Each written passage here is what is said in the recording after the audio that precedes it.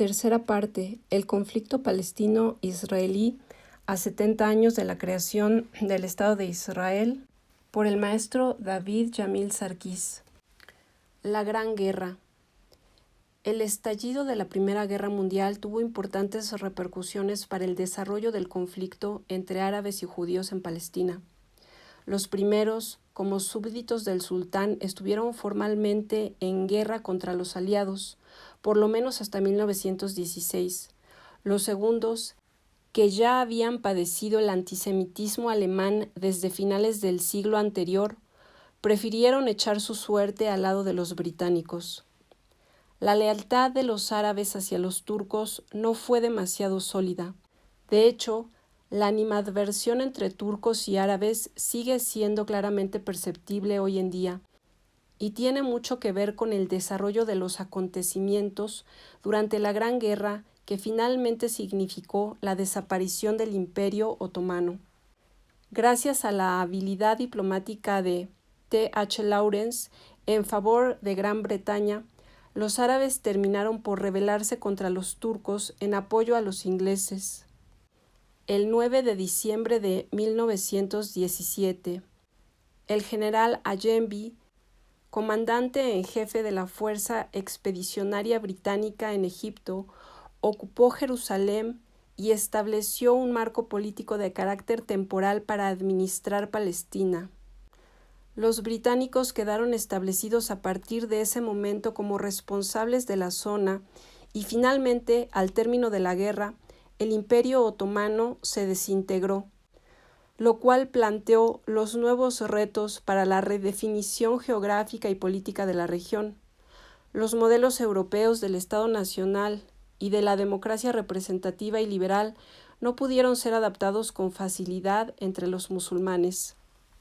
No obstante, la victoria de los aliados no resolvió la cuestión de Palestina. De hecho, la agravó toda vez que la desaparición del imperio generó un vacío de poder que los ingleses trataron de llenar con poco éxito.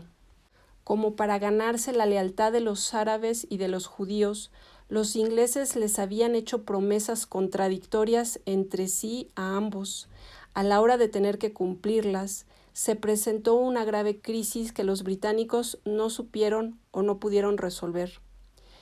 Incluso desde antes que terminara la guerra, los judíos, amparados en un cuestionable derecho histórico y religioso, cercano a los 2 milenios de antigüedad, buscaron el reconocimiento de una comunidad internacional en transición, explotando sentimientos de culpa entre los occidentales por siglos de antisemitismo en Europa y con base en una posición de víctimas de la comunidad internacional, no del todo carente de sustento, la cual habría exacerbado aún más durante el periodo entre guerras y sobre todo al término de la Primera Guerra Mundial.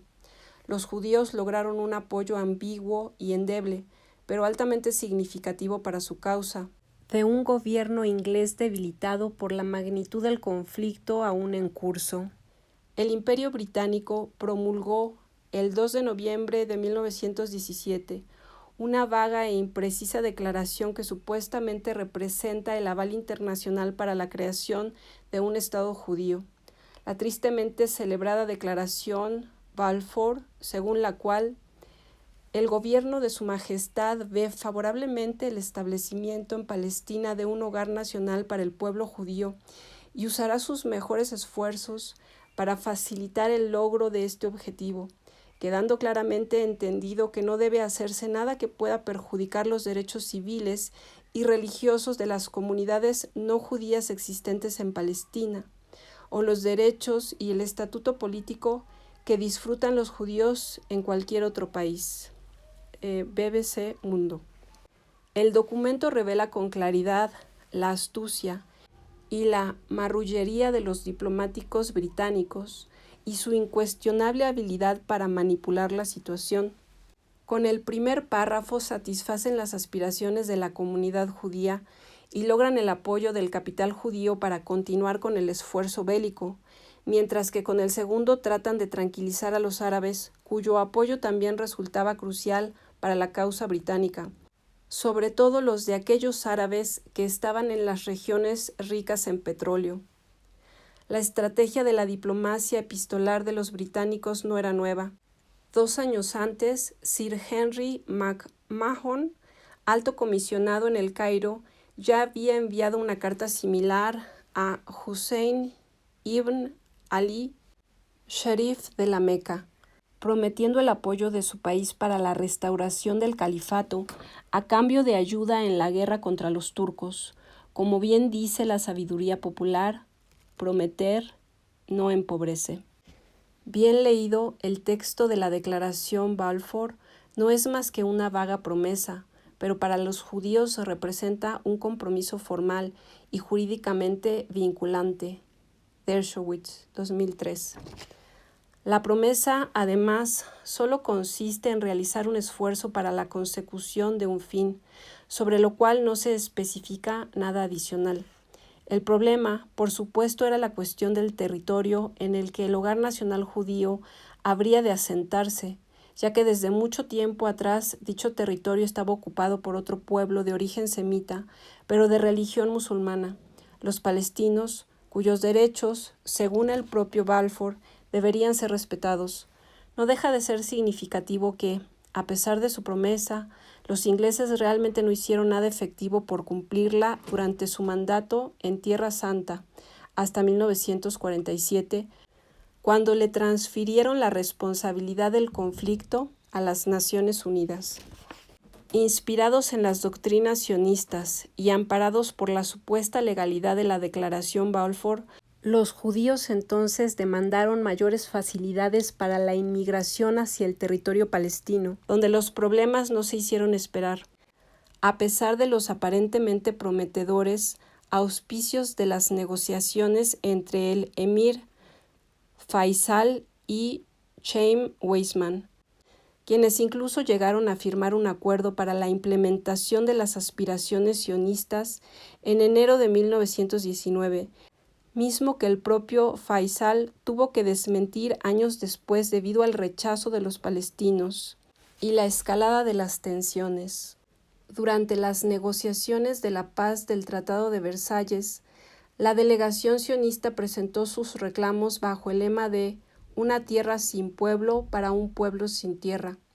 La frase fue acuñada por el periodista británico de origen judío Israel Sandwell a principios del siglo XX, tratando de explotar el argumento de que la tierra que ellos habían empezado a ocupar al inicio de la década de los 80 del siglo XIX estaba prácticamente vacía, versión que siguen sosteniendo hasta la fecha, y añadiendo el argumento que su presencia y los recursos que ellos habían aportado para el desarrollo de la región eran la verdadera causa del incremento de la población árabe, atraída por la prosperidad que estaban generando los judíos. El argumento no se sostiene con facilidad habida cuenta del creciente rechazo que los árabes mostraban ante la presencia de los judíos y el rechazo de los judíos a mezclarse con la población local. Bajo el árbitro de los ingleses, a partir de 1918, dio comienzo una tensa relación en la que los judíos luchaban por lograr el reconocimiento internacional para la creación de su Estado. Adquirían más propiedades y reclamaban derechos civiles y sociales entre una población oriunda de la región que ya percibía con mucha mayor claridad la magnitud real de la amenaza que se cernía sobre ellos. El mandato colonial no logró aminorar la tensión creciente en la zona.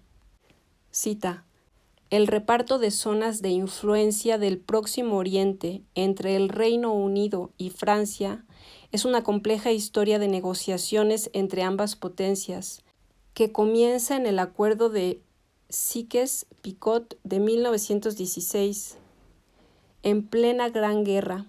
Sigue después de terminada la contienda en el Tratado de Sèvres de 1920, luego revisado por el de Lausana en 1920 y llega a un punto determinante con la Declaración de San Remo y el Convenio de París, ambos de 1920.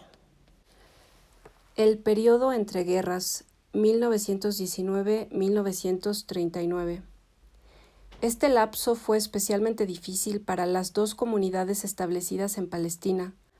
La manipulación de los británicos buscando lograr el apoyo de ambos para tratar de mantener un precario equilibrio entre las partes solo llevó a exacerbar los conflictos, las acusaciones mutuas y la escalada de la violencia. Como ya se ha señalado, los judíos siguieron tratando de comprar todos los terrenos que les era posible adquirir, fortalecer sus sistemas de autodefensa, para lo cual resultaron particularmente eficientes, y abrir camino para la mayor cantidad de inmigrantes posibles, incluso de manera clandestina, a la vez que procurar el apoyo de la comunidad internacional en favor de su causa, mientras que los árabes empezaron a manifestarse de manera cada vez más violenta contra los asentamientos judíos. En 1919, antes de que los británicos y los franceses pudieran implementar los términos del acuerdo Sykes-Picot, el presidente Woodrow Wilson envió una comisión integrada por el teólogo Henry King y el magnate Charles Crane al Medio Oriente, con el propósito de evaluar la situación demográfica y la sensibilidad política de la población del recientemente desaparecido Imperio Otomano, a fin de proponer una solución de repartición geográfica que se ajustara lo más posible a la idealizada concepción wilsoniana de un territorio propio para cada grupo nacional. Los enviados del presidente Wilson mostraron simpatía inicial por apoyar el proyecto sionista. Sin embargo, pronto cambiaron de opinión al darse cuenta de las graves implicaciones que tendría la implicación de un hogar nacional exclusivamente judío en la región. Cita: como descubrió la comisión King-Crane en 1919, los grupos étnicos y religiosos rara vez se encuentran nítidamente divididos en unidades separadas, y tampoco los miembros de cada grupo comparten necesariamente una misma idea de cómo quieren ser gobernados. En cuanto Wilson salió de la escena política de su país, se recrudecieron los conflictos.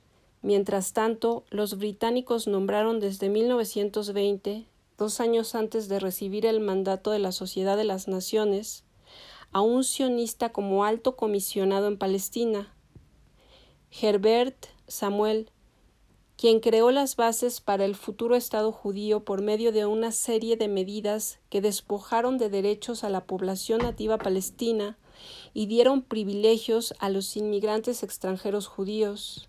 Fuente: Frente Democrático para la Liberación de Palestina, 2017. Las reacciones de los árabes no se hicieron esperar. Para ellos era claro que los británicos los habían traicionado y no iban a cumplir su promesa referente a la creación de un Estado árabe unificado. De hecho, el sentimiento entre muchos era que solo se habían cambiado de amo. Los británicos habían venido a sustituir a los turcos, quienes por lo menos eran musulmanes, quienes se habían opuesto a las pretensiones de los judíos. Ante las crecientes olas de violencia, los británicos establecieron diversas comisiones encargadas de estudiar el origen de los disturbios. La Comisión Palin de 1920 fue abiertamente crítica de las actitudes de los sionistas y su reporte se mantuvo secreto. La Comisión Highcraft en 1921 culpó esencialmente a los árabes, aunque reconoció la actitud provocadora de los sionistas. Ninguna de estas comisiones mencionó, ni siquiera por equivocación, la actitud manipuladora que jugaba con las aspiraciones de ambos grupos. Lo que sí es claro a partir de los reportes es que la actitud de los árabes fue de desdén hacia los intentos de negociación desde un principio, quizá confiada en la superioridad moral de su causa, y el balance demográfico por esas fechas les favorecía, mientras que del lado judío destaca una incuestionable capacidad de organización, incluso de tipo paramilitar. Cita: los primeros disturbios antijudíos estallaron en 1920 y la comisión investigadora los atribuyó a la decepción de los árabes ante el incumplimiento de las promesas de independencia que, según ellos creían, se habían hecho, y a la creencia de los árabes de que la Declaración Balfour suponía la negación de su derecho a la libre autodeterminación.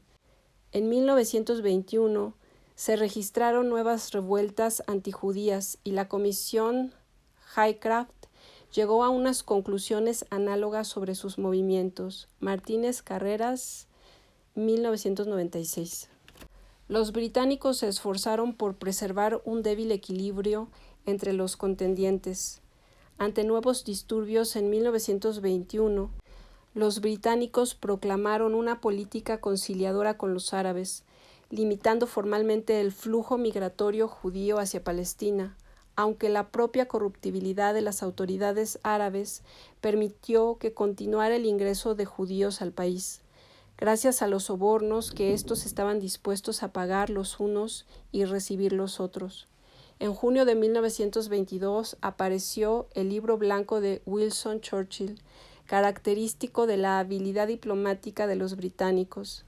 El texto reconoce de nueva cuenta que la actitud de los sionistas ha despertado el recelo de la población árabe, pero fustiga la violencia desatada por estos últimos e implícitamente reconoce el derecho de los judíos a defenderse. Sugiere poner límites a la inmigración judía, pero preserva la idea de crear un hogar nacional judío, aunque, para los árabes, sostiene que no se les impondrá a ellos una administración o jurisdicción judía. No es de sorprender que, a final de cuentas, ambas comunidades se sintieran agraviadas por los británicos. En 1929 hubo un nuevo estallido de violencia, en esta ocasión considerablemente más grave. El viernes 23 de agosto de 1929, los fieles en las mezquitas fueron arengados e incitados contra el derecho de culto de los judíos, junto al Muro de los Lamentos.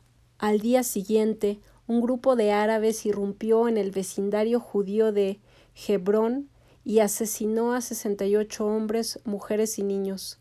Docenas de judíos fueron salvados por sus vecinos árabes, pero los judíos abandonaron la ciudad hasta comienzos de la década de los años 60. 17 personas fueron asesinadas en Jerusalén y 20 murieron en los disturbios del barrio judío de Safed. Los amotinados atacaron el pequeño asentamiento judío de Motzá en la carretera a Jerusalén, matando a una familia entera y sus huéspedes. Asentamientos rurales en toda Palestina fueron atacados y algunos debieron ser abandonados. Un total de 133 personas fueron asesinadas y 339 resultaron heridas. Las autoridades británicas demostraron una franca pasividad durante los disturbios.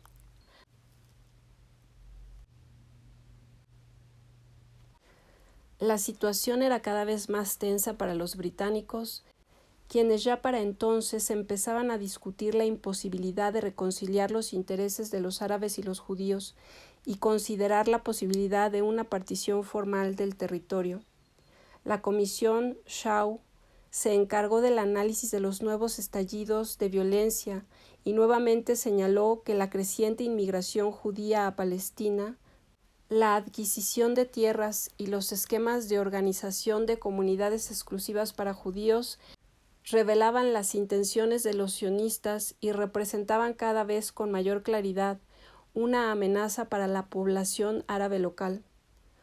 Por recomendación de esta comisión se le encargó a John Hope Simpson un estudio sobre la cuestión de la inmigración judía a Palestina y los problemas derivados de la tenencia de la tierra y la economía agrícola de la región.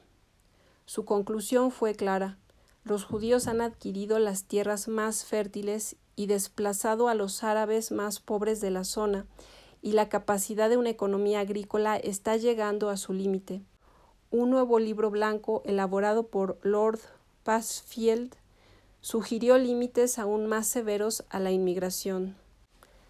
El ascenso de los nazis al poder en Alemania añadiría un elemento más de tensión a la ya de por sí deteriorada situación en Palestina, debido, por una parte, a la agresiva política antisemita, que proporcionó un incremento sustancial en la inmigración judía, y por otra al desafortunado acrecentamiento que el gran muftí de Jerusalén buscó con Hitler en busca de una solución a la cuestión judía.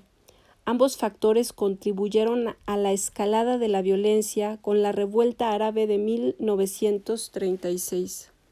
Cita: a principios de 1936 se dieron una serie de ataques a judíos por parte de grupos árabes palestinos. Ante las represalias de grupos armados judíos y de la autoridad mandataria, se extiende la rebelión por todo el territorio y se convoca una huelga general que se mantuvo hasta octubre de ese mismo año. El carácter de las protestas asumió la forma de insurrección popular anticolonial y antisionista. Schwartz, 2003. Los emergentes líderes nacionales plantearán 3 demandas principales: que se paralice la inmigración judía palestina, la prohibición de transferencia de tierras palestinas a compradores judíos y el establecimiento de un gobierno democrático en Palestina que represente la correlación cuantitativa entre árabes y judíos. Los británicos decretaron un embargo de armas en contra de los palestinos y reprimieron violentamente los disturbios.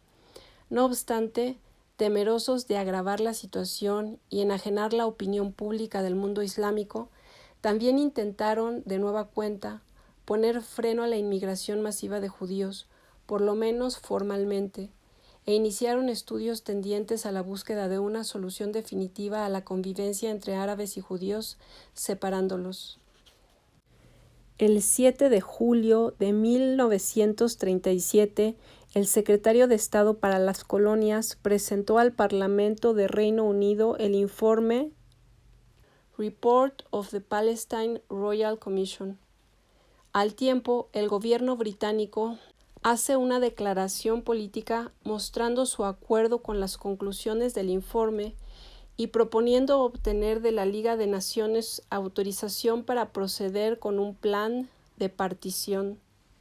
Entre otras cosas, el informe niega la teoría de igualdad de derechos de árabes y judíos, alegando que el mandato se elaboró suponiendo que los árabes palestinos aceptarían el hogar nacional judío, pero como no lo hicieron, concluye que el mandato se ha vuelto inmanejable y debe derogarse, y sugiere la partición del territorio.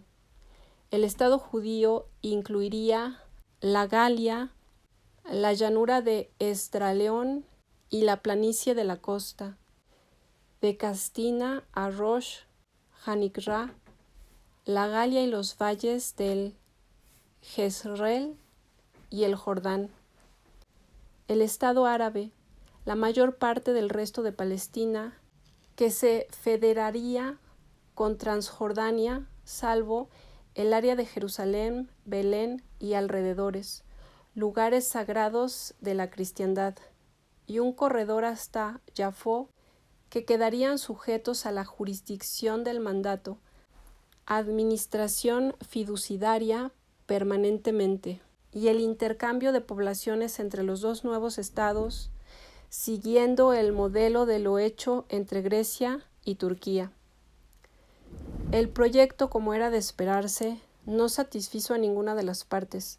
2 años más tarde, los británicos publicaron otro libro blanco, ahora de MacDonald, en el que revertía su posición respecto de la partición del territorio y anunciaba que Palestina se convertiría en un estado unificado bajo un gobierno compartido entre árabes y judíos para 1949. Martínez Carrera, 1996. Tampoco esa idea fue bien recibida. Sin embargo, con la tensión creciente en Europa debido a la agresividad de los nazis, los británicos necesitaban tanto el capital de los judíos como el petróleo de los árabes para soportar el inminente acrecentamiento de una nueva conflagración mundial. El estallido de la Segunda Guerra Mundial forzó un paréntesis en la atención de los británicos al problema de Palestina, pero eso no lo resolvió, al contrario, lo agravó sensiblemente. Como hemos señalado, el acercamiento de los palestinos con los nazis no solo incrementó la preocupación de los británicos respecto de la cuestión árabe en general, en momentos en que la garantía de suministro de petróleo se volvía un imperativo para el Reino Unido y sus aliados, sino sirvió como pretexto ideal a los judíos para intentar reforzar su acercamiento con los británicos, aunque la dependencia de estos últimos del petróleo árabe impidió una ruptura total con los palestinos, a pesar de su acercamiento con los nazis.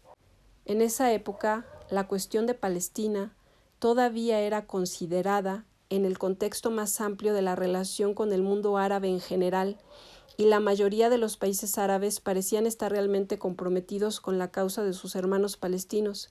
En consecuencia, para 1944, los judíos decidieron empezar a presionar más fuertemente a los británicos para que abandonaran la zona, incluso sin haber resuelto el problema de fondo.